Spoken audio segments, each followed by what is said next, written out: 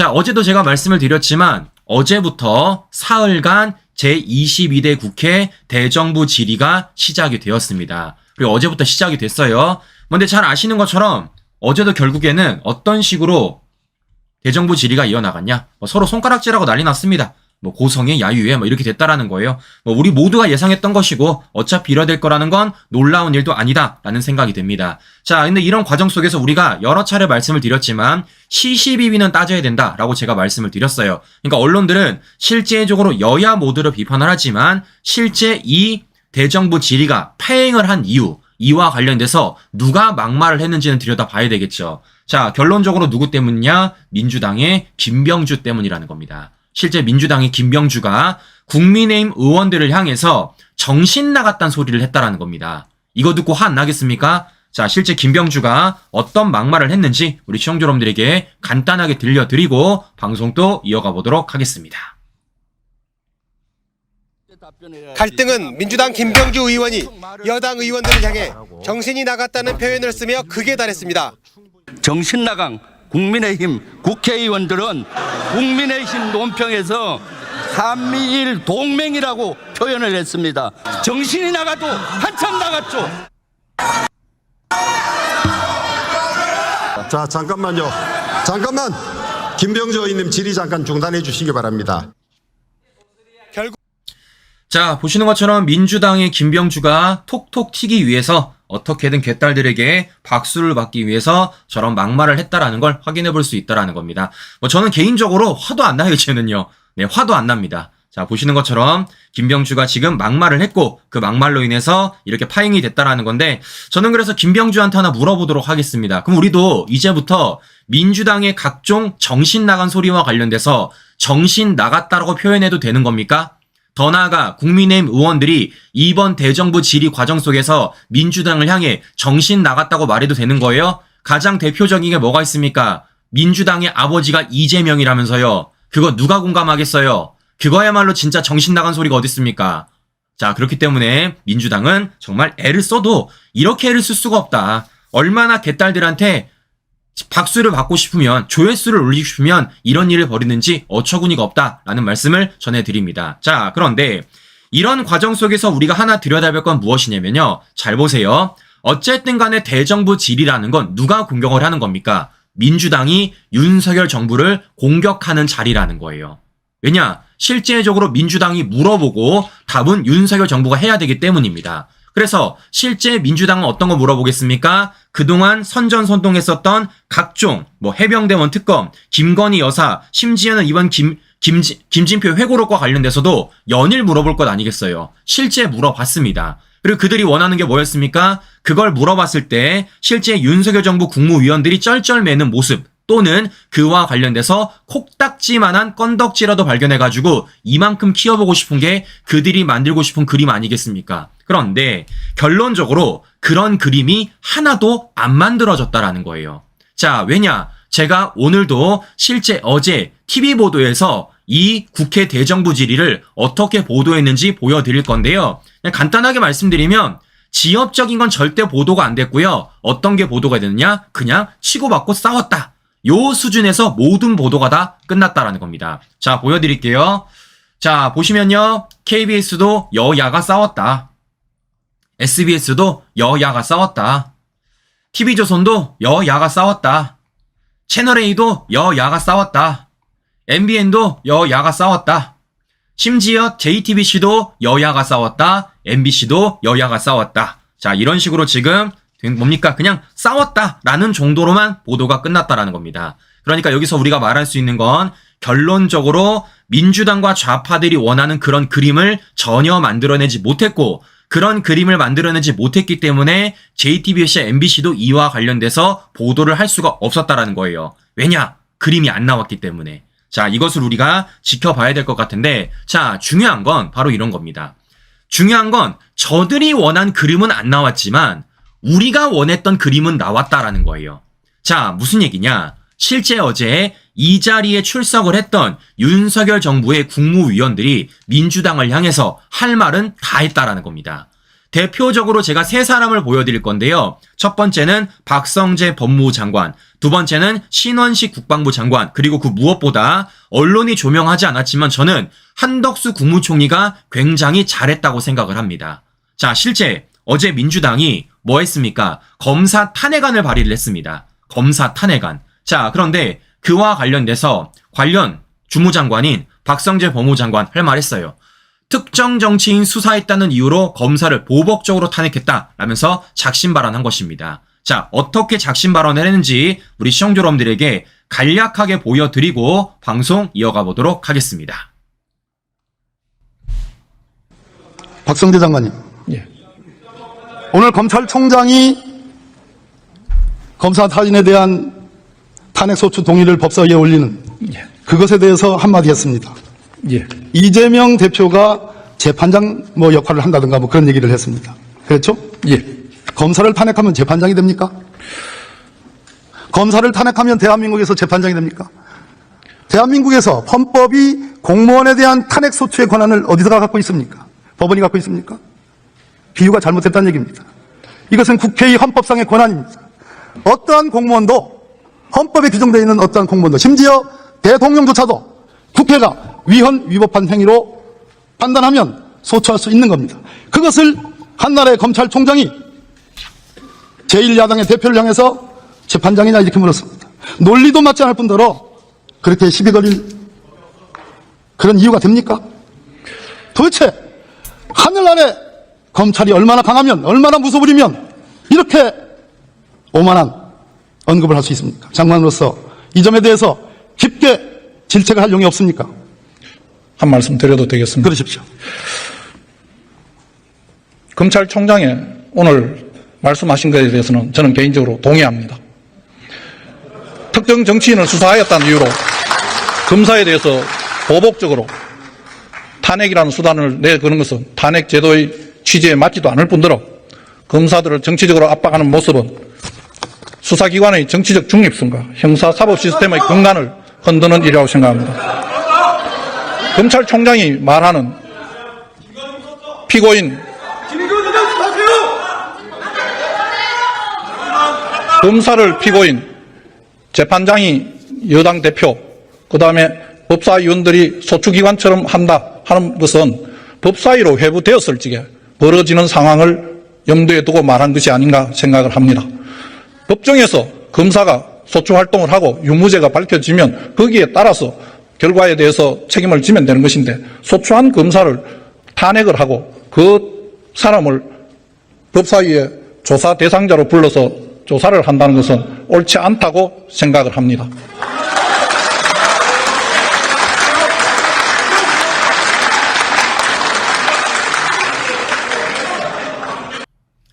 자, 보시는 것처럼 박범계가 박성재 법무장관한테 헛소리를 늘어놨지만 그와 관련돼서 박성재 법무장관이 박범계한테 제대로 뻗때렸다는 겁니다.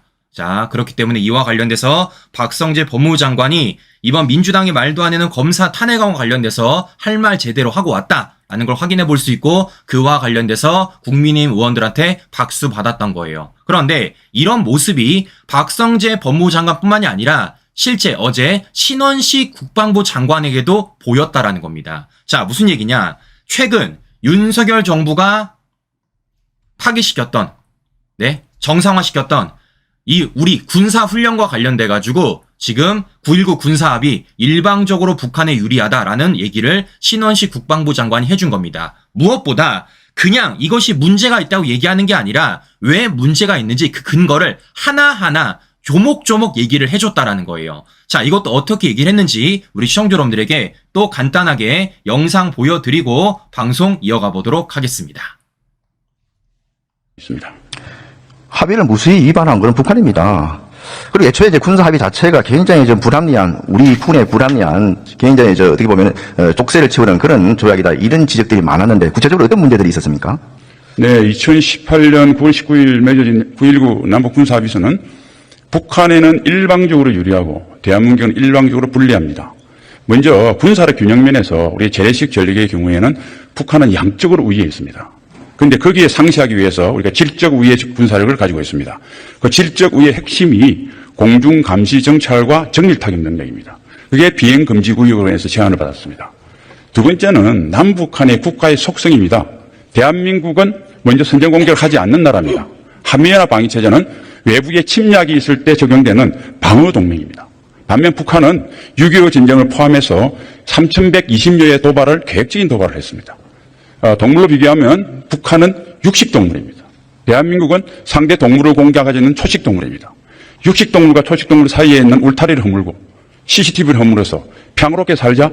말이 됩니까? 말이 되지 않습니다. 그 다음에 북한은 국제법을 어기고 범죄 국가입니다. 범죄자입니다. 우리는 선량한 시민입니다. 울타리 허물고 범죄자와 시민이 편히 잠을 자자? 이 역시 말이 되지 않습니다. 끝으로 세 번째는 남북한의 전략 환경, 작전 환경이 상이합니다. 자, 판문점을 기점으로 평양까지가 140여 킬로고요. 서울은 50킬로입니다. 그런데 동양 동수로 줄이면 누가 불리합니까? 훨씬 우리의 소위 서울 이북의 지역이 전략적 가치가 높습니다. 이거는 마치 강남 땅 천평하고 전방 골짜기 있는 땅 천평하고 똑같은 면적이니까 교환하자는 소리하고 똑같은 소리입니다. 더 심한 건 NLL입니다. 서해 평화수역이라고 하면서 NLL을 기점으로 북쪽은 50km, 대한민국은 85km입니다. 훨씬 우리가 더 많이 양보했습니다. 이것은 강남 땅 천평하고 골짜기 땅 600평과 교환하자는 소리와 똑같습니다. 그래서 전반적으로 9.19 합의는 북한에게 일방적으로 유리한 미적성 합의입니다. 자, 들어보시는 것처럼 신원식 국방부 장관도 실제 어제 이 대정부 질의에서 할 말 제대로 하고 나왔습니다. 그러니까 그냥 문재인 정권이 만들었던 한반도 위장평화쇼가 나쁘다가 아니라 왜 나쁜지에 대해서 조목조목 얘기를 해줬다라는 거예요. 그러니까 박성재 법무부 장관도 민주당의 검사 탄핵이 어떤 게 문제 있는지 조목조목 얘기해줬고, 신원식 국방부 장관도 문재인 정권이 만들었던 한반도 위장평화쇼가 어떤 문제점이 있는지 조목조목, 심지어 비유까지 적절하게 들어서 해줬다라는 거예요. 자, 그런데 이 두 사람이 이것뿐만이 아니라 어제 어떤 것도 분명하게 밝혔냐면요, 바로 해병대원 특검과 관련돼서도 법무부 장관은 해병대원 특검 위헌 요소가 가중된다, 재의요구할 수밖에 없다라는 것을 분명하게 밝혔고, 신원식 국방부 장관도 해병대원 외압 사건은 박정훈의 일방적인 주장이다, 이 사건의 본질은 대통령의 직권남용이 아니라 항명 사건이라는 걸 분명하게 찝은 것입니다. 자, 중요한 건 뭐겠습니까, 여러분들? 이거 누구의 목소리입니까? 이거 우리의 목소리입니다. 우리가 그동안 얘기했던 부분과 우리가 그동안 세웠었던 기준을 어제 윤석열 정부 국무위원들이 국회에서 민주당 앞에서 그 기준을 제대로 꽂고 왔다라는 것을 확인해 볼 수 있다라는 것이에요. 저는 이런 걸 너무 보고 싶었던 거예요. 근데 중요한 건 언론들이 보도를 잘 안 해준다는 거죠. 자, 그런데 이런 가운데서 저는 한 분을 더 꼽고 싶습니다. 자, 그 사람이 누구냐? 바로 한덕수 국무장관입니다. 한덕수 국무총리. 한덕수 국무총리예요. 자, 어제 실제 민주당이 어떤 걸 물어봤냐면요, 우리 시청자 여러분들이 지금 걱정하시는 윤석열 대통령 탄핵 청원과 관련돼서 물어보더라고요. 그러니까 뭐 청원 숫자가 점점 늘어나고 있다, 뭐 이거 어떡하냐, 뭐 이런 식으로 물어보고 있습니다. 그래서 뭐 딴지란 다 걸고 있는데, 자, 일단 이와 관련돼서 대통령실 입장 표명했어요. 명백한 위법 없이는 탄핵이 불가능하다라는 겁니다. 잘 아시는 것처럼 예전에도 말씀을 드렸지만 지금 좌파들이 내세우고 있는 윤석열 정부, 윤석열 대통령 탄핵 청원과 관련돼서는 어떻습니까? 그 탄핵 요건 자체가 말이 안 된다라는 거예요. 오죽 말이 안 되면 한결에도 그 내용을 실지 않고 있다라고 제가 말씀을 드렸습니다. 그런데 이와 관련돼서 어제 민주당 의원이 또다시 억지를 부리더라고요. 그런데 그와 관련돼서 한덕수 국무총리가 어떻게 뼈를 때린지 우리 시청자 여러분들에게 영상 보여드리고 또 방송 이어가 보도록 하겠습니다. 저는요, 개인적으로 이 영상이 가장 와닿았고 가장 시원했습니다. 자, 들어보고 방송 이어가 보도록 하겠습니다. 지금 탄핵 청원 몇 명 돌파하고 있는지 아십니까? 몇십만 명이 된 걸로 알고 있습니다. 몇 명요? 몇십만 명이 된 걸로. 몇십만 명요? 몇십만 명 되는 걸로 알고 있습니까? 네. 91만 명이 넘고 있습니다. 곧 100만 명을 돌파하고 있습니다. 그 탄핵 청원 사유가 뭔지 아십니까? 글쎄, 말씀해 주시죠. 거기에는 5가지가 나와 있습니다. 최상병 수사 외압 의혹, 김건희 여사 특검법 거부, 한반도 전쟁 위기 조장, 일제 강제 동원 피해 친일 해법 강행, 후쿠시마 핵오염수 해양 투기 방조입니다. 전혀 수가 없네요. 동의하기가 대통령 어려운 것들이 탄핵에 많습니다. 대한 청원이 있는데도 국무총리님은 그거 한 번 안 봤습니까? 답변할 시간을 네네. 주십시오. 우선 그 하나하나의 요인들에 대해서 저는 대부분은 동의하기가 어렵습니다. 후쿠시마, 우리가 몇 개월 동안 정말 정부와 국회가 치열하게 논쟁했습니다. 최근에 거기에 대한 질문조차도 없으시지 않습니까? 왜 질문이 없으십니까? 그렇게 중요한 거고 100만 수산인을 다 죽이는 거라고 생각하셨으면 지금쯤 100만의 수산인이 죽었는지 보시고 왜 그때 잘못 말씀을 하셨는지 사과하셔야 되는 거 아니에요? 잠깐만요. 그 영향은 장기적으로 나타나는 겁니다. 이러한 청원에 대한 자, 시민을 보시는 것처럼 지금 민주당의 말도 안 되는 선전선동에 대해서 한덕수 국무총리가 제대로 뼈 때렸다는 거예요. 무엇보다 지금 윤석열 대통령의 뭐 탄핵이라고 국회 청원 올라가 있는 것 중에 하나 뭐가 있다라는 겁니까? 후쿠시마 처리수와 관련돼서 있다라는 겁니다. 근데 그와 관련돼서 확실하게 얘기했어요. 뭐라고요? 민주당은 선전선동만 했지 왜 지금 와서는 질문 안 하냐는 겁니다. 근데 민주당이 김병주가 뭐라는 겁니까? 그건 장기적으로 나타나는 문제기라는 겁니다. 그럼 제가 말하는 겁니다. 장기적으로 물어보세요. 장기적으로. 근데 민주당은 어땠습니까? 실제 후쿠시마 처리수와 관련돼가지고 연일 선전선동 반짝하고 지금 와서는 찍소리 안 하잖아요. 시읒자도 안 꺼내잖아요. 제가 말하는 겁니다. 장기적으로 생각할 거면요. 장기적으로 물어보라고요. 계속 물어보라고요. 근데 이건 안 물어볼까? 참으로 이상하다라는 말씀을 제가 해드리는 것입니다. 자, 왜냐? 우리 국민들은요. 너무 기억해요. 왜겠습니까? 이게 레파토리만 바뀌었지 똑같은 일이 자행되고 있기 때문입니다. 우리 기억하실 겁니다. 과거 광우병 괴담. 그거 지금 하고 있습니까? 안 하고 있어요. 또 하나 기억하는 게 있습니다. 뭐가 있습니까? 바로 사드 괴담. 기억하시죠? 그때 당시 민주당 의원들이 내 몸이 튀겨진다면서 이렇게 공연까지 하면서 이렇게 춤까지 췄던 게 민주당 의원들 아니겠습니까? 그렇게 우리 국민들을 선전선동했었어요. 근데 막상 이게 뚜껑 열어보니까 어떤 일 벌어졌습니까? 아무 문제 없었어요. 기준치의 0.19였습니다. 0.19. 1%도 안 됐다라는 거예요. 자, 그런데 중요한 건 그 괴담을 벗어나는데 무려 6년이란 시간이 걸렸다라는 겁니다. 시청자 여러분들, 중요한 건 이런 겁니다. 6년이라는 시간 동안 결국 우리는 뭐 하게 되는 겁니까? 우리 외교 안보 분야와 관련돼서 국익에 손해를 보게 된 거예요. 실제 우리가 충분히 할 수 있는 그 방어 체계를 구비하지 못했다는 것이고, 그런 가운데 북한으로부터 계속된 도발을 받았고, 그런 가운데 중국과의 외교, 더 나아가서 다른 나라의 외교와 관련돼가지고 굉장히 치명타를 받았다는 겁니다. 결국 손해본 건 누굽니까? 우리 국민들이라는 거예요. 민주당 좌파들이 이렇게 지들 멋대로 선전선동하면서 지들은 웃었을지 모르겠지만 그 과정 속에서 고통받았던 건 우리 국민들이라는 겁니다. 중요한 건 뭐겠습니까? 이래놓고 책임지는 사람들이 있습니까? 한 명도 없잖아요. 자, 실제 이 사드 괴담과 관련돼가지고 이재명도 얘기했고요. 추미애도 얘기했습니다. 이 사람들 지금까지 뭐 하고 있습니까? 정치하고 호의호식하고 있어요. 한 명은 당대표 연임을 노리고 있고 한 명은 뭐 하고 있습니까? 국회의장 노렸다가 떨어졌습니다. 책임지는 사람이 없다라는 거예요. 그런데 중요한 건 뭐겠습니까? 앞서 말씀드린 대로 레파토리만 바뀌었지 하는 짓은 똑같다라는 겁니다. 자, 뭐가 있습니까? 이재명 후쿠시마 처리수와 관련돼서 불과 작년만 하더라도 뭐라 그랬어요? 사실상 핵폐기물이다 라고 말했으며 심지어 윤석열 정부를 향해서 후쿠시마 농산물 수입 불가 천명해라 라고 얘기를 했다라는 겁니다. 그런데 이때 당시에 이재명 뭐 걸렸습니까? 처리수 규탄 날 횟집 가서 회 먹었잖아요. 회 먹었잖아. 네? 해산물 먹었잖아요. 그럼 이제 개딸들이 얘기하실 겁니다. 야, 거짓말하지 마. 거짓말은 뭐 거짓말. 이재명이 사인하고 사진도 찍었는데, 네? 함께하는 세상 땡땡 횟집 참 맛있게 잘 먹었습니다. 이재명이 잘 먹었대요. 사진도 찍었습니다. 이게 바로 좌파들이라는 겁니다. 더 웃긴 건 뭔 줄 아세요? 이재명이 이렇게 횟집 가서 해산물, 수산물 먹고 난 다음날 뭐를 했냐? 단식했습니다. 단식. 뭐와 관련돼가지고 자신의 방탄을 위해서. 이게 바로 좌파들의 본질이다라는 것을 제가 보여드리는 것입니다. 결국 뭐 하는 겁니까? 레파토리만 바뀌었지 하는 짓은 거기서 거기라는 거예요.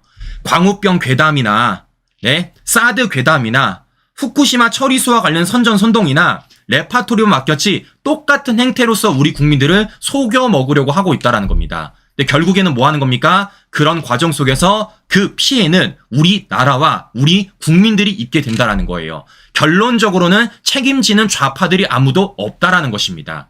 이 얼마나 웃깁니까? 자, 그나저나 우리 이재명 씨는 샴푸는 바꾸셨나? 샴푸는?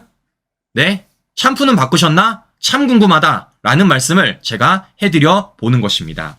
자, 그럼 시청자 여러분들, 제가 지금까지 어떤 분들 보여드렸습니까? 박성재 법무부 장관, 신원식 국방부 장관, 그리고 한덕수 국무총리 제가 보여드렸어요. 자, 저는요, 여기서 우리 시청자 여러분들에게 한 가지 물어보고 싶은 게 있습니다. 무슨 얘기냐? 지금 우리가 박성재 법무부 장관의 말, 그리고 신원식 국방부 장관의 말, 그리고 한덕수 국무총리의 말에 관련돼서 모두들 박수 보내주고 계십니다. 그럼 제가 여쭤보겠습니다. 우리가 박수 보내는 이유가 박성재이기 때문에, 신원식이기 때문에, 한덕수이기 때문에 우리가 박수 보내주는 겁니까? 개인적으로 저는 아니에요. 저는 박성재라서, 신원식이라서, 한덕수라서 박수 보내주는 게 아닙니다. 결국에는 뭐겠습니까? 국회에서, 그것도 민주당이 보는 앞에서 우리의 깃발을 제대로 꽂아줬기 때문이에요. 우리의 논리와 우리의 중심을 제대로 보여줬기 때문이라는 겁니다. 누구라서 지지를 보내는 게 아니고, 누구라서 박수를 보내는 게 아니라 우리가 꽂았던 그 가치, 우리가 꽂았던 그 기준을 국회에서 제대로 보여줬기 때문에 우리가 박수 보내주고 있다는 겁니다. 이래서 제가 말씀을 드리는 거예요. 인물에 치중하지 마시고 우리의 기준과 방향성에 우리가 더 중요하게 생각을 해야 된다라고 말씀을 드린 것입니다. 자, 시청자 여러분들, 잘 생각해 보십시오. 잘 생각해 보세요. 앞서도 말씀을 드렸지만 좌파들은요, 레파토리만 바뀌었지 똑같이 선전선동 똑같다고요. 광우병이나 사드나 후쿠시마 처리수나 레파토리 주제만 바뀌었지 똑같다라는 겁니다. 그럼 제가 여쭤보겠습니다. 그때 당시에 이명박 대통령, 더 나아가 지금의 윤석열 대통령, 그리고 박근혜 대통령이 그런 좌파들의 선전선동에 굴복하면서, 야, 그래, 우리 광우병 때문에 그냥 다 때려치자. 우리 사드 괴담 때문에 다 때려치자. 더 나아가 후쿠시마 처리수와 관련돼서, 야, 지지율 떨어질 것 같아. 다 때려치자. 그러면 결국 어떻게 되겠습니까? 나라 망하는 겁니다. 나라 망하는 거예요. 그럼에도 불구하고 어떻겠습니까? 지지율 떨어질 거 알고 있음에도 불구하고, 좌파들의 그러한 괴담에 우리 국민들이 속고 있음을 알매도 불구하고 끝까지 이행을 했던 것입니다. 그래서 어떤 일이 벌어지게 되는 겁니까? 진실이 드러나게 된 것이고, 그로 인해서 비록 그 당시 정부들은 욕을 먹었지만 실제 우리 국가의 국익은 챙겼다라는 거예요.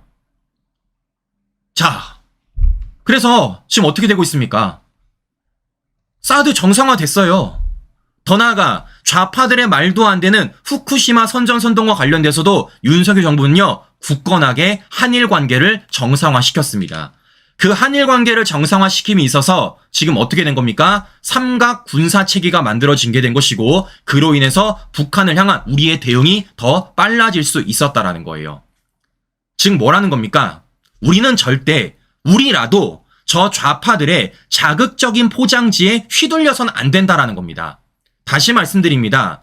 누구라서 박수를 보내주는 게 아니라 우리의 깃발을 함께 외쳐줬기 때문에 우리가 박수를 보내준다라는 거예요.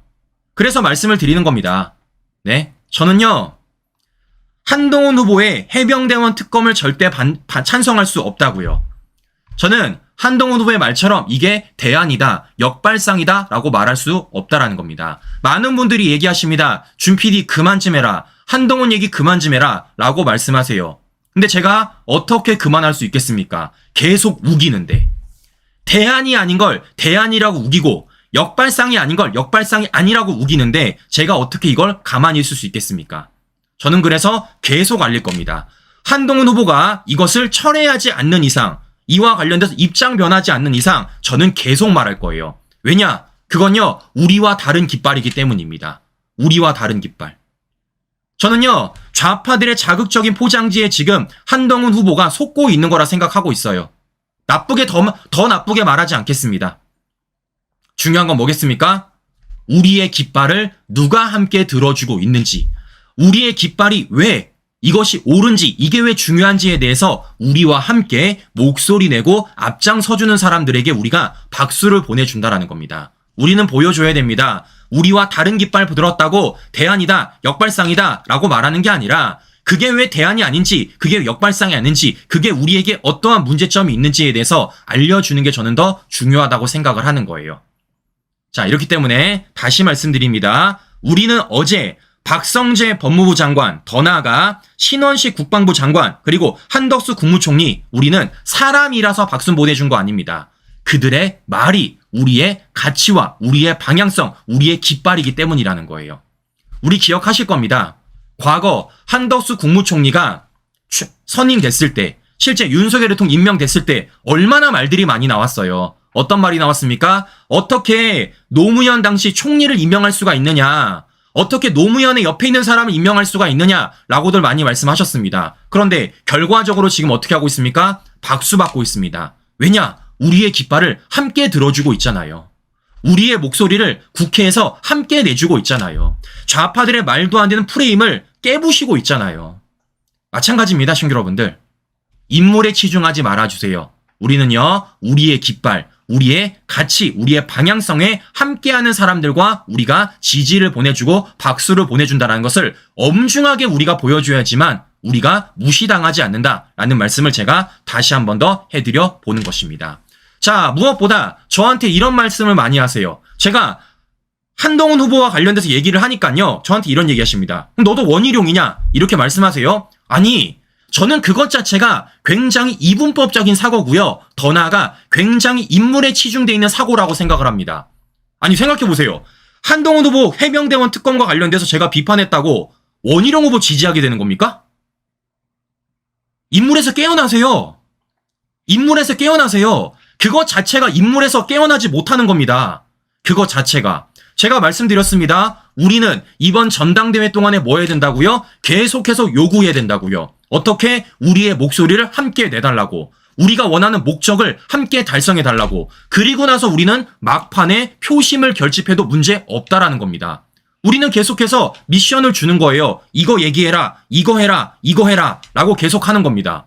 그렇게 우리는 한 달 동안의 전당대회를 지켜보고 그와 관련돼서 이 사람이 우리 목소리 이만큼 내줬구나, 이 사람이 우리 목소리 이만큼 해줬구나 라는 걸 판단하고 선택하면 되는 겁니다. 근데 한동훈 후보 해병대원 특검과 관련돼서 제가 대안 아니다, 역발상에 말했다고 너도 원희룡이냐 라고 말하는 것 자체가 뭐 하는 겁니까?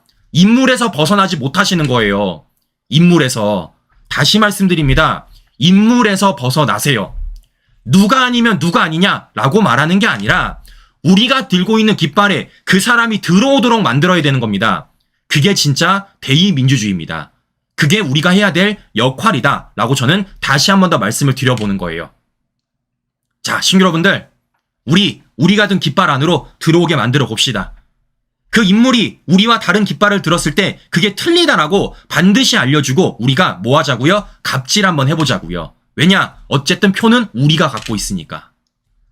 자, 이런 말씀 드려보면서 이상 방송 마무리하도록 하겠습니다. 오늘도 행복한 하루 보내시고요. 전 다음 방송 다시 뵙도록 하겠습니다. 오늘도 긴 시간 끝까지 시청자 여러분 감사합니다.